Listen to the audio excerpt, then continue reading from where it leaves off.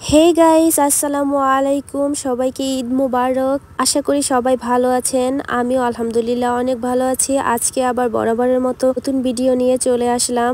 ঈদের দিনে ভিডিওগুলো করে রেখেছিলাম ঈদের আগের দিন থেকে, তবে 30টা রোজা রাখার পরে এতটাই ক্লান্ত হয়ে গেছিলাম, ভিডিওটা এডিট করে আপনাদের সামনে তুলে ধরবো কিভাবে সেটা বুঝতেই পারছিলাম না। তাই আমিও একটু অসুস্থ ছিলাম, যার কারণে ভয়েসটাও দিতে পারছিলাম না। গলাটা একদম বয়ে গিয়েছিল, এখন একটু ঠিক হয়েছে আগের থেকে। তাই ভয়েসটা যেভাবে হোক কষ্ট করে দিতে যাচ্ছি। ঈদ বলে কথা, তখন যদি ফুচকাটা না হয় তাহলে তো জমেই না। প্রতিবারই ঈদে আর যাই কিছু হোক না কেন ফুচকাটা আমার লাগবেই। ইফতারের শেষে ফুচকা রেডি করার পরে গিয়েছিলাম সন্ধ্যায় চাঁদ দেখতে। চাঁদটা অনেক সুন্দরই উঠেছিল। এবারের মতো এমন নিখুঁত চাঁদ আমি মনে হয় 2-3 বছরে আর দেখিনি।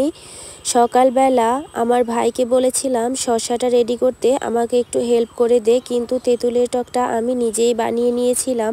কারণ তেঁতুলের টকটা যদি আমি নিজে বানিয়ে না নেই তাহলে আমার খাবারটা খেতেই ভালো লাগে না। তোমরা যদি মজাদার ফুচকা খেতে চাও তাহলে তেঁতুলের টকটা ভালোভাবেই বানিয়ে নেবে। আমিও তেঁতুলের টকটার দায়িত্ব আমি নিজেই নিয়ে থাকি, কারণ তেঁতুলের টকটা ভালো না হলে ফুচকাটাও ভালো লাগে না।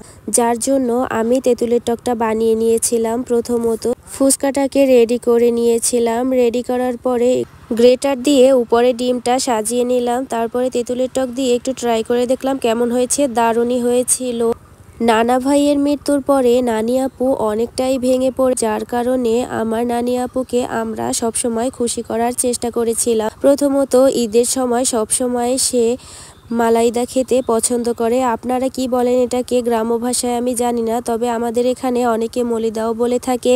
এইটা নানির অনেকই পছন্দ, যার কারণে আমরা নানি আপুর জন্য এইটাই বানিয়েছিলাম। এটার দায়িত্ব আমি নিয়েছিলাম। এটা ফ্রিজে রেখে খেলে অনেকটা আইসক্রিমের মতো ফ্লেভার মনে হয়, তবে এটা অনেক ভালোভাবেই আমরা বানিয়েছিলাম যাতে আমার নানি আপু খেয়ে অনেকটা খুশি হয়ে যায়। ঈদের দিনে যার যেটা পছন্দ সবার জন্যই সবটাই আমরা রান্না করেছিলাম। ভাইয়ের পছন্দ ছিল নুডলস, তাই নুডলস রান্না করেছিলাম। বাবার পছন্দ ছিল পায়েস, দুধের পায়েস খেতে অনেকটা পছন্দ করে, তাই পায়েসও রান্না করেছিলাম।